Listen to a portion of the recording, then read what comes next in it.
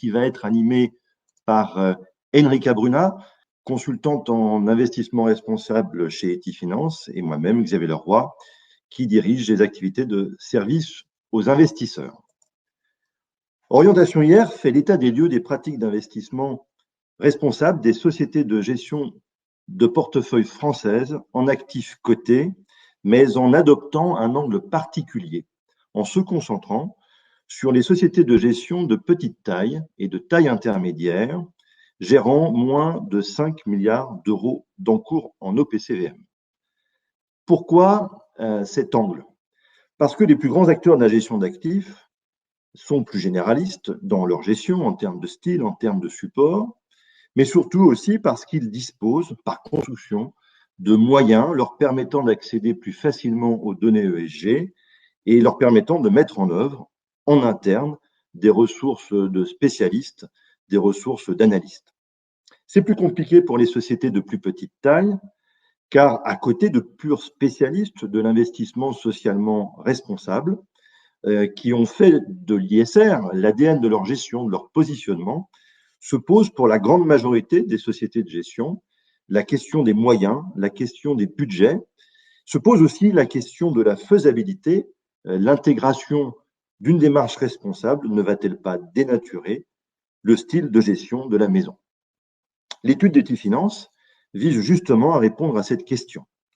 Etifinance a un double positionnement, à la fois agence d'évaluation ESG pour à la fois des entreprises ETI, PME cotées avec l'agence Gaïa Rating qui évalue près de 1000 sociétés européennes et de non cotées, mais aussi cabinet de conseil en ESG.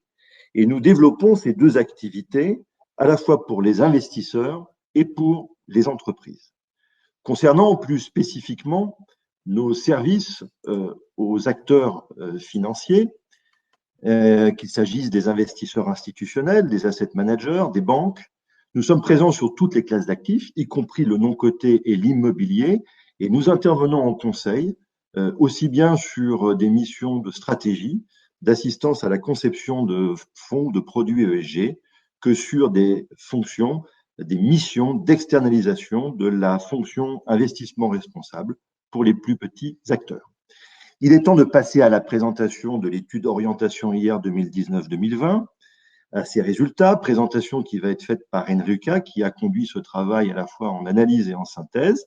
Je vous propose par ailleurs de répondre aux questions posées via le chat en fin de présentation. Vous pouvez donc poser vos questions au fur et à mesure de la présentation et nous y répondrons à la fin de cette session.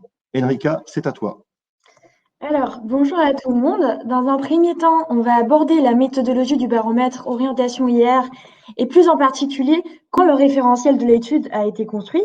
Dans un deuxième temps, on va un peu esquisser l'état des lieux des pratiques de l'investissement responsable.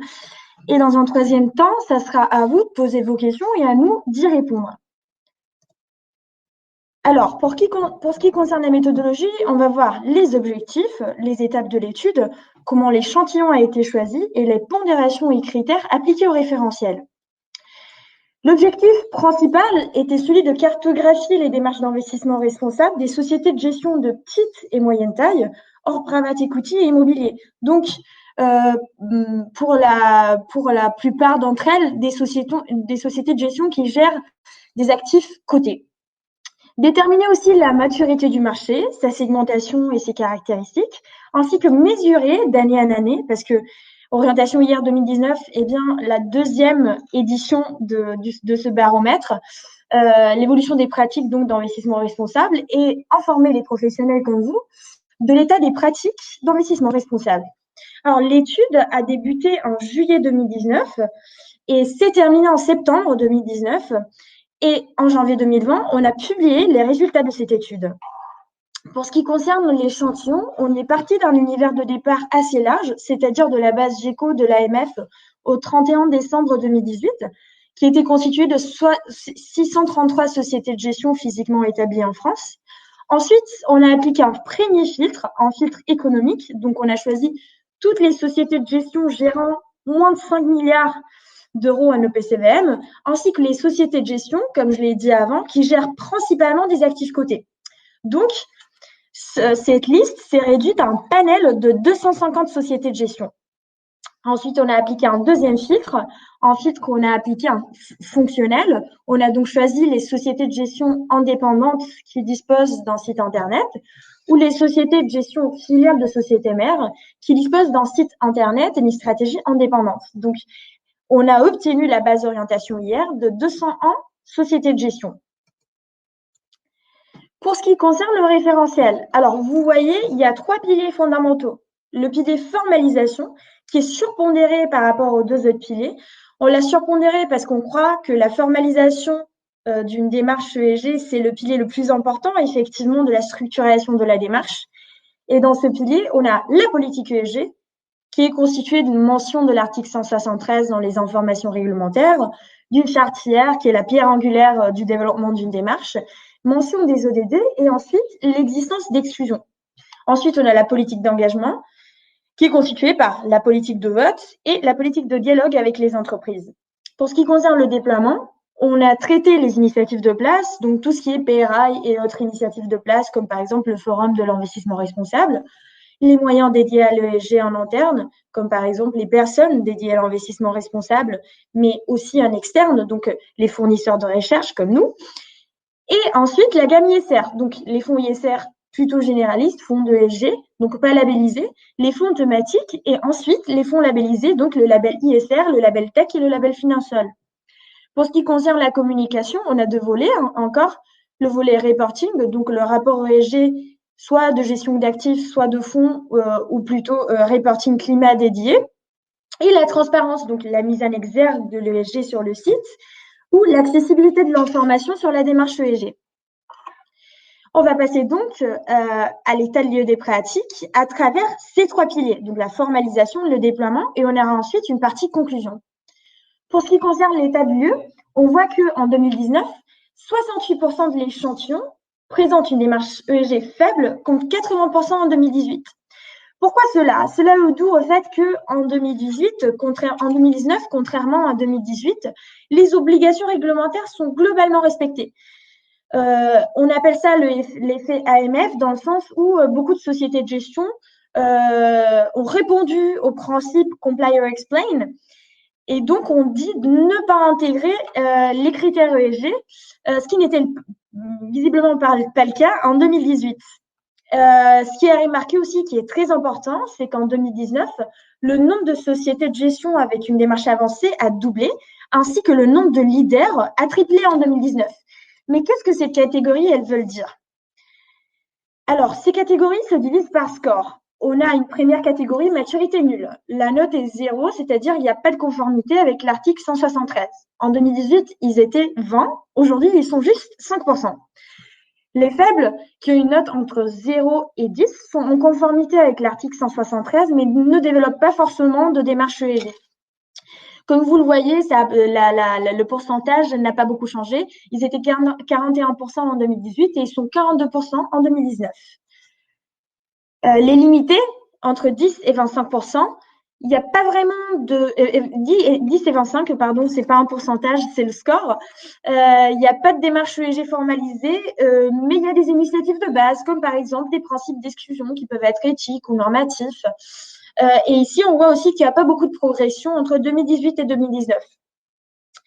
Les intermédiaires, entre un score de 25 et 50, ils ont déjà une démarche initiée. Donc, il se trouve, ils ont une charte où ils ont, disons, posé des pierres pour construire cette démarche. Ils ont signataires des PRI. Il y a beaucoup de signataires des PRI qui se trouvent dans cette catégorie parce qu'ils ont signé les PRI, mais ils n'ont pas encore développé une démarche ESG complètement structurée. Ils sont 13% en 2019. On voit que les avancées entre 50 et 75 ont doublé en 2019. C'est des acteurs avec une démarche formalisée, structurée, mais qui n'est pas forcément déployée d'une manière systématique. Qu'est-ce que ça veut dire? Ils n'ont pas forcément systématisé le reporting ou ils n'ont pas encore une gamme ISR complète, donc avec des fonds labellisés. Alors que les leaders, ils ont une systématisation du reporting, une gamme ISR, et c'est, on va dire, les meilleurs. Et ils ont triplé en 2019. Donc, le constat général, c'est qu'en dépit d'une note générale qui reste globalement faible, on le voit en 2018, 18 et en 2019, 33, il y a une véritable progression par rapport à l'année dernière. Alors, on passe au premier pilier, la formalisation. Pour ce qui concerne la charte ESG, on voit qu'il y a une progression par rapport à 2018 parce que les sociétés de gestion qui ont une charte ont presque doublé. Mais qu'est-ce qu'on regarde?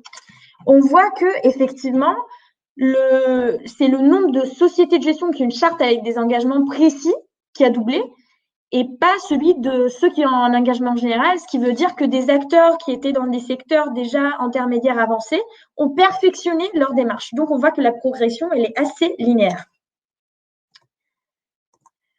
Pour ce qui concerne la politique d'engagement, on voit que les sociétés de gestion ayant une politique d'engagement a doublé aussi en 2019.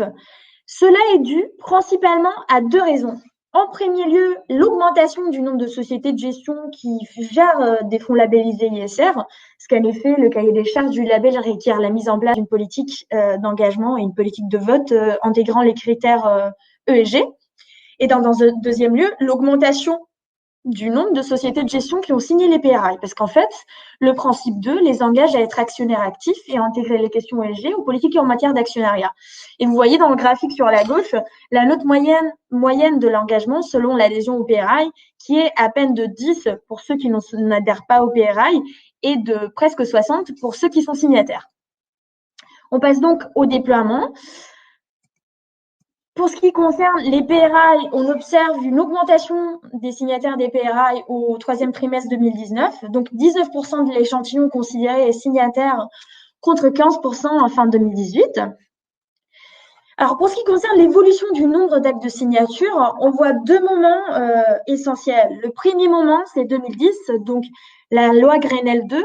On voit une petite augmentation des signataires et c'est là qu'il se situe vraiment les pure players de l'ISR, ceux qui font de l'ISR leur DNA, ADN, pardon. Et le deuxième moment, c'est le 2015, avec la loi pour la transition énergétique. On voit un pic et on voit aussi une baisse en 2016, mais on voit que la tendance à partir de 2017 est en hausse. Alors, pour ce qui concerne les gammes ISR, le nombre de sociétés gérant des fonds labellisés ISR, le label ISR, je le rappelle, c'est le label d'État avec un cahier des charges assez strict. Le nombre de fonds labellisés ISR a donc doublé et cela reflète l'augmentation de sociétés de gestion et une démarche très avancée, donc les avancés et les leaders. Et en effet, c'est 80% des leaders qui gèrent des fonds labellisés ISR. Donc, même si on voit une augmentation, la présence dans le label reste l'apanage d'un type d'acteur très précis, très spécifique, qui a une démarche ESG complète et déjà très structurée. Pour ce qui concerne après la communication, on voit que le reporting aussi reste l'attribut de sociétés de gestion qui ont une démarche ESG très avancée. Et on voit que c'est principalement les leaders de l'échantillon qui publient des rapports ESG couvrant au moins 50% de leurs encours totaux en OPC, donc des rapports ESG sur la totalité de leur gestion d'actifs et pas que des rapports ESG de fonds, parce qu'on voit qu'il y a aussi des publications de rapports de fonds parmi les intermédiaires et aussi parmi les limités. Pour ce qui concerne après l'accessibilité de l'information, on voit que la progression elle est encore très faible parce que seulement 5% de l'échantillon présente une bonne accessibilité de son information ESG et plus de la moitié de l'échantillon limite encore l'information ESG aux informations réglementaires. Et parmi eux, il y a aussi des acteurs qui ont une démarche déjà structurée. Et pour ce qui concerne la transparence aussi, c'est un constat, il n'y a pas encore assez de transparence de communication par rapport à l'ESG. Seulement 16% de l'échantillon met en exergue l'ESG sur son site, ce qui montre l'importance encore relative accordée au sujet. Alors, pour ce qui concerne les conclusions, on a déjà dit le marché reste encore immature en termes d'investissement responsable. Ce qu'il faut remarquer, cependant, c'est que les obligations réglementaires sont globalement respectées, en dépit du fait que le nombre de sociétés de gestion qui déclarent ne pas intégrer les critères ESG reste encore élevé, comme on l'a vu, 40% de l'échantillon. On observe aussi, cependant, des signaux clairs que cette dynamique va s'enclencher. On va toujours plus d'engagements pris à travers les différentes réponses à l'article 173 ou augmentation du nombre de signataires des PRI. Et ce qu'on voit, c'est aussi ce qu'on appelle des sauts de qualité, des sociétés de gestion qu'en 2018 n'avaient développé aucune initiative ISR ou qui avaient juste signé les PRI qui développent au fur et à mesure leur démarche à travers toujours plus d'initiatives et de participation aux initiatives de place. Ou aussi en 2018, en 2019, on a vu des sociétés de gestion qui disaient j'intègre pas encore les critères ESG, mais je m'engage à le faire à horizon 2020, par exemple. Donc on voit ces dynamiques qui se déclenchent, ces dynamiques positives. Les PRI se dessinent pour nous comme une norme de marché, malgré une évolution du nombre de signataires, comme vous l'avez vu, assez linéaire entre 2018 et 2019. On pense que ce qui freine, c'est pas forcément un manque de compréhension des attentes des investisseurs, mais plutôt dans un premier temps, la peur, comme on l'a déjà dit, de voir la gestion bouleversée, et dans un deuxième temps, aussi l'importance des ressources requises pour, par exemple, compléter le reporting des PRI. Le label ISR reste la marque des sociétés de gestion qui veulent se différencier, donc des pure players, mais devient une véritable norme de marché pour les sociétés de gestion de grande taille. Donc, en conclusion, on remarque une augmentation de sociétés de gestion qui ont connu une évolution brutale, parce qu'en fait, d'un côté, comme je l'ai déjà dit, la signature des PRI entraîne des démarches ambitieuses, du fait de l'obligation de reporting annuel. Et aussi, l'obtention du label ISR a permis à certains acteurs de s'y différencier de manière nette. Ici, vous voyez un graphique qui retranscrit le nombre d'acteurs qui formalisent, c'est les petits points, et mettent en place leurs engagements selon le classement d'orientation IR. Donc, ce graphique permet de retracer la trajectoire de mise en œuvre d'une démarche IR des différentes sociétés de gestion de l'échantillon. On voit que pour ce qui concerne les exclusions, il y a beaucoup de faibles et intermédiaires qui appliquent des principes d'exclusion, ce qui nous montre que c'est un critère, effectivement, c'est une initiative assez basique par rapport à l'investissement responsable. Il y a beaucoup d'acteurs qui le font, même s'ils n'ont pas une démarche structurée. On voit par contre que la charte ESG, ça commence à être effectivement un critère plus strict, c'est-à-dire qu'il n'y a pas de faibles qui ont une charte ESG, et il y a beaucoup plus d'avancées et de leaders qui l'ont. La signature de PRA, c'est le critère un peu plus équivoque, on va dire, parce qu'il y a quelques faibles, quelques intermédiaires, quelques avancées et quelques leaders, mais c'est surtout parmi les leaders et les avancées qui se concentrent aussi ce critère. Alors qu'on voit que la publication dans reporting ESG, le label ISR, reste vraiment l'apanage des sociétés de gestion avec une démarche très avancée. On a vu le côté plutôt positif. Maintenant, on passe au côté normatif. Donc, qu'est-ce qui serait pour nous un modèle de déploiement de l'ESG bien construit? La première étape, ça serait appliquer des initiatives de base, donc une réponse à l'article 173, et l'existence d'exclusions normatives ou sectorielles. Après, on passerait à la formalisation de la démarche, donc l'élaboration d'une charte ESG, ainsi que la mention des ODD et le recours à des fournisseurs externes de recherche. L'adhésion au PRI, on l'a mis au milieu de la pyramide parce que, comme on l'a dit, c'est le critère un peu plus équivoque, donc ça peut venir à la base de la pyramide comme tout à la fin. La politique de dialogue et la politique de vote suivent, donc le développement d'une politique d'engagement. Et après, le développement de rapports ESG de fonds et sur la gestion d'actifs. Et enfin, le déploiement d'une gamme ISR, donc de fonds thématiques et des fonds labellisés. Donc, je vous remercie beaucoup pour votre attention et on passe maintenant à votre question et à nos réponses. Merci beaucoup. Merci Enrica. Je vais reprendre la main. Donc, nous avons reçu quelques questions en amont de ce webinaire et puis quelques-unes durant cette présentation. Premièrement, sur les questions que nous avons reçues en amont, nous avons une question concernant la nouvelle doctrine de l'AMF sur les fonds ISR. Alors, c'est un peu décalé par rapport à notre présentation, puisqu'on a vu que les spécialistes ISR sont, dans notre univers de sociétés de gestion de petite taille et de taille intermédiaire, sont peu nombreux, ce sont des spécialistes. Alors, la doctrine de l'AMF, la nouvelle, qu'est-ce qu'elle dit? Elle dit, pour tous ceux qui mettent en avant une démarche ESG, une démarche ISR dans leur fonds, qui communiquent sur cet aspect, qui le mettent en évidence comme un élément central, eh bien, il faut que cette intégration soit significative, forte, documentée. Et à titre d'exemple, ils prennent bien entendu les critères retenus par le label ISR pour les stratégies, par exemple, de best in class. En d'autres termes, ce que l'AMF exige à partir d'aujourd'hui, au-delà de ceux qui ont des fonds labellisés, qui par construction ont déjà été audités et ont un ensemble d'éléments disponibles, c'est que toutes les sociétés de gestion qui ont dans leur gamme des fonds ISR ou des fonds ESG et qui communiquent dessus puissent démontrer qu'il s'agit bien là d'une véritable démarche structurée et significative.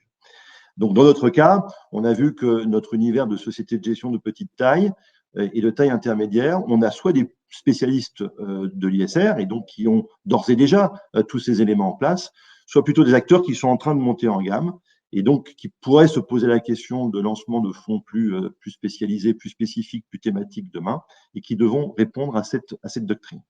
On a également une question qui concernait l'intégration de la taxonomie verte, qu'elle est apparue à la fin de l'année dernière. Alors, là encore, il y a un certain nombre d'acteurs qui vont s'en saisir au travers d'une gestion thématique. Et là, on va voir apparaître des fonds qui vont être spécialisés. Mais de façon peut-être plus normative, ce que l'on pourrait voir apparaître, c'est dans les reportings qui vont être faits par les sociétés de gestion et en face de ça, face aux exigences des investisseurs institutionnels, exigences qu'ils portent au niveau des sociétés de gestion dans lesquelles ils investissent, eh bien d'avoir des éléments de reporting sur la part verte, sur les activités vertes, donc neutres en carbone, ou bien les activités de transition ou les activités facilitant la transition, que ces éléments soient mis en évidence dans les portefeuilles et qu'il y ait une communication, un reporting spécifique qui soit fait au travers de la taxonomie verte. On a également une question sur avons-nous contacté les sociétés de gestion pour faire cette étude? Nous avons décidé de ne pas faire de dialogue pour plusieurs raisons, pour des questions de temps, mais surtout pour des questions d'homogénéité. Nous avons considéré que le meilleur moyen de communiquer sa stratégie ESG, sa démarche ESG, c'était de le faire sur son site Internet. Et donc, nous avons considéré l'information publiée sur les sites Internet. Pourquoi? Parce que la transparence de démarche et la communication sur la démarche, comme l'a présenté Enrique à l'instant, font partie des éléments fondateurs d'une démarche responsable. Donc, le fait de présenter sur son site de façon claire, de façon complète, aisément accessible, est un élément à prendre en compte en tant que tel. Et puis, de façon aussi plus prosaïque, on peut considérer que quand on a fait beaucoup de choses, on a plutôt tendance à le montrer qu'à le cacher. Donc, ce qu'on peut dire, c'est que afin d'assurer cette homogénéité et afin finalement de bien prendre en compte ce qui est rendu public, nous avons décidé de ne pas avoir d'échange avec les sociétés de gestion et de nous contenter de prendre ce qui était effectivement publié sur les sites. Nous avons également une question en amont du séminaire sur le fait de conduire une étude de cette nature sur le non coté. Alors, nous sommes restés sur les actifs cotés, ce qui représente grosso modo une petite moitié de la base GECO de l'AMF. Donc, on a environ plus de 300 sociétés de gestion, un peu plus, qui n'ont pas été prises en compte dans l'étude parce que investies dans le non coté. L'étude est un peu plus complexe. Par construction, ces entreprises de gestion sont plus diverses. Elles vont d'acteurs du venture avec des portefeuilles avec beaucoup de PME jusqu'à des acteurs de LBO avec une petite dizaine de sociétés en portefeuille. Donc, on a une diversité qui est très importante. On a aussi une diversité dans la publication et la communication. Donc, il faudra probablement faire une étude, et nous espérons la faire, mais avec un référentiel spécifique, différent, et certainement pas celui-ci qui est probablement trop complexe. On a eu également une demande sur le fait de faire cette étude au niveau européen. Eh bien, c'est notre ambition et nous souhaitons publier assez prochainement des études équivalentes sur le marché italien et belge, par exemple.